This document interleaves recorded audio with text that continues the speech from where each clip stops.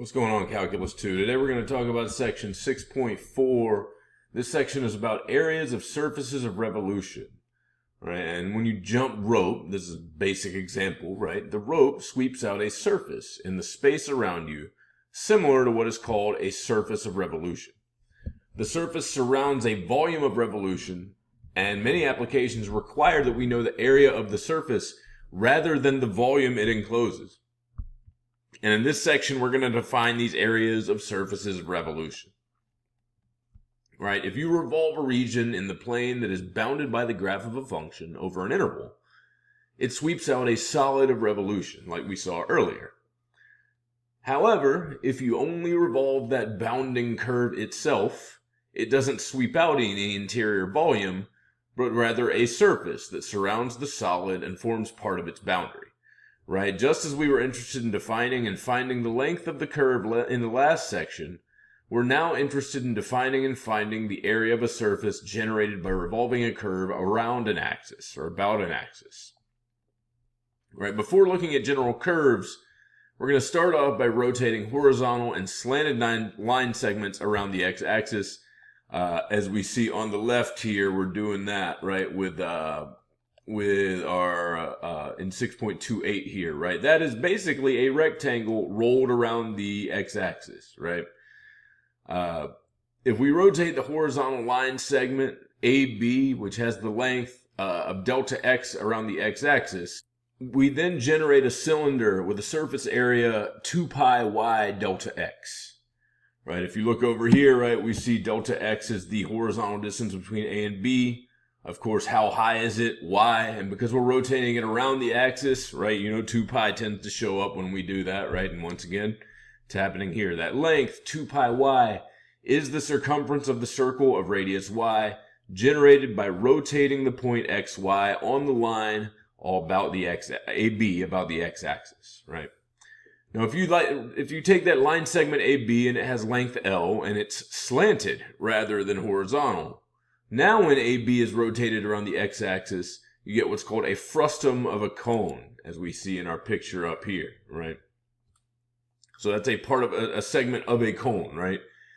Generated by rotating the slanted line segment AB of length L about the x-axis up here, right? With regards to, what was I saying on here? Right, from classical geometry, the surface area of this frustum is 2 pi y times, or y star times L, right? Or y star here is y1 plus y2 over 2, right? It's the average height of the slanted segment AB above the x-axis. This is similar to what we did with just cylindrical solids, right? When we kind of took an average amount and applied that to the whole thing. That's kind of what's happening here. Right? The surface area is the same as that of a rectangle with side lengths L and 2 pi y star as up above in figure 6.29b up here in the middle. Right? We see our rectangle there. So let's keep going and build on these principles to define the area of a surface swept out by revolving more general curves about the x-axis. Right, let's say we want to find the area of the surface swept out by revolving the graph of a non-negative continuous function y equals f of x, where x is between a and b, about the x-axis. Right, we partition the closed interval from a to b in the usual way and use the points in the partition to subdivide the graph into short arcs. Figure 6.30 up on the right here, right, our little football looking thing here, right? That is, where are we? That is a typical arc PQ, right? And the band it sweeps out as part of the graph of F up here on the right, right? We have an arc, we're rotating that around the x-axis. As the arc PQ revolves about the x-axis, the line segment joining P and Q sweeps out a frustum of a cone whose axis lies along the x-axis, as we have on figure 6.3.1 over here on the left. Right, the surface area of this frustum approximates the surface area of the band swept out by the arc PQ. Right, the surface area of the frustum of the cone shown in 6.31 is 2 pi y star L, just like before, where y star is the average height of the line segment joining P and Q, and L is its length, just like we had before. Right, as F is always positive here, right, from our figure 6.32 on the left, right, we see the average height of that line segment is y star, which is f of x sub k minus 1 plus f of x sub k over 2. And the slant length is L, which is the square root of delta x sub k squared plus delta y sub k squared. Therefore, the surface area is, right, this long thing, right? If we clean it up, we get pi times f of x sub k minus 1 plus f of x sub k times the square root of delta x sub k squared plus delta y sub k squared. Right, the area of the original surface being the sum of all the areas of the bands swept out by the arcs, like arc PQ, is appointed by this frustum area sum, and it's the sum from k equals 1 to n of that formula we just saw before, right? Once again, as the partition of A from A to B becomes finer, we expect to get closer and closer as we cut this thing up into smaller and smaller pieces, as is a general trend with this section and calculus in general, right? To get the limit, we have to find an appropriate substitution for delta y sub k. Right, the change in y here. If the function f is differentiable, then by the mean value theorem, there is a point, c sub k, f of c sub k, on the curve between p and q, where the tangent is parallel to the segment pq. And at this point, right, f prime of c sub k is delta y sub k over delta x sub k, which gives us delta y sub k is equal to f prime of c sub k times delta x sub k. Right, at this point, with our substitution for delta y sub k, we have our sums taking this form, right? So we're plugging in f prime of c sub k, right, times in for our delta y sub k, right? We had f prime of c sub k times delta x sub k squared, right? And then we square both of those. Our delta x sub k pops out, right, from underneath because we have it in both terms here, right? It gets factored out. And then because it's squared, it's no longer squared when it pops out of the radical.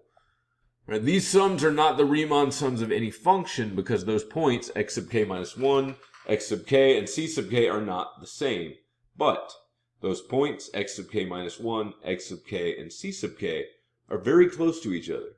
And so we expect, and it can be proved, that as the norm of the partition from a to b goes to 0, the sums in equation 2 converge to the integral from a to b 2 pi f of x times the square root of 1 plus f prime of x squared dx.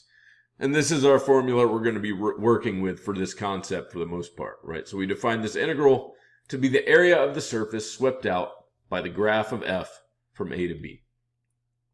All right, so if our function f of x, which is positive, is continuously differentiable in the interval from a to b, then the area of the surface generated by revolving the graph of y equals f of x about the x-axis is as shown, right? S equals the integral from a to b of 2 pi f of x times the square root of 1 plus f prime of x squared dx. And of course, we have our dy dx notation in the first case here, right? Right, note the square root here is similar to the one that we see in the formula for arc length in 6.3, right? When we were looking at arc length of the generating curve. In the equation 6 of 6.3, we saw something like this here too. So we want to find the area of the surface generated by revolving the curve y equals 2 square roots of x, where x is from 1 to 2 about the x-axis, as we have our picture on the left here that kind of looks like 6.34 is what we're doing here, right? So our equation is y equals 2 square roots of x, right? So we need that, right? That's our y. That'll plug in here, right? Or our f of x in the other form of way of writing this formula, right? And then dy dx, our derivative of that, right, is in our parentheses here. And here a is 1, b is 2. Those are our limits of integration. Y equals 2 square roots of x, and dy dx here is the derivative of that, which is 1 over the square root of x. All right, we're going to play with this radical in the integrand to get it into something that we can integrate more easily, right? I have 1 plus 1 over the square root of x squared, which is 1 plus 1 over x. We're going to make this into one fraction, and then we're going to split it up into square roots on the top and bottom. We get x plus 1 over x, and then we can split that up into radicals on the top and on the bottom. with these substitutions, right, we end up with something we can actually integrate, right? Our 4 pi is going to come out front, right? And then we have the integral from 1 to 2, right? Because I have the square root of x on top and on the bottom, right? So we're going to cancel those, right? And I get 4 pi out front, then the integral from 1 to 2 of the square root of x plus 1 dx. And this is a simple u substitution where u is the square root of x plus 1 and du is dx. Right, and then we integrate that 4 pi times 2/3 times x plus 1 to the 3/2 from 1 to 2, which is this nice radical-laden exact answer. 8 pi over 3 equals 3 square roots of 3 minus 2 square roots of 2. Be careful with those inputs in my lab, guys. Make sure you're clean on that, right? It's getting grimier and grimier here, so you got to be careful. Now, what if we're revolving around the y-axis? Well, we conveniently enough, we just swap x and y in our equation, right? If x equals g of y, which is positive, right, is continuously differentiable on the interval from c to d, the area of the surface generated by revolving the graph of x equals g of y around the y-axis is s equals 2 pi x times the square root of 1 plus dx dy squared dy, right? Or the g of y notation in the second form here, right? So an example of this one, right? The line segment x equals 1 minus y, 0 less than y less than 1, right? So y, those are our limits of integration, is revolved about the y-axis to generate the cone we see on the left in figure 6.5. I'm going to find its lateral surface area, which excludes the base area. We're not worried about the base, right? We just want the rotation, right? The surface of revolution here. Right, here we have a calculation we can check with a formula from geometry, right? We have a formula for lateral surface area.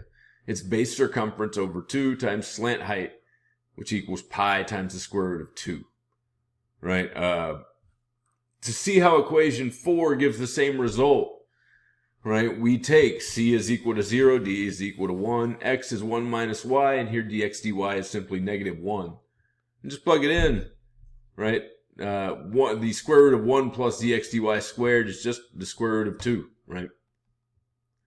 So, right, we have s equals the integral from 1 to 0, or 0 to 1 of 2 pi times 1 minus y times the square root of 2 dy is what this cleans up as, and that gives us 2 pi square roots of 2 times, we have y minus y squared over 2, and that's from 0 to 1. Which gives us 2 pi times the square root of 2 times 1 minus 1/2. If you clean all that up, you get pi square roots of 2, just like with the geometric formula. Let me know if you have any questions about this section, right? It's just a couple formulas that we're going to be using here, so make sure to have those handy, and I'll see you on section 6.5.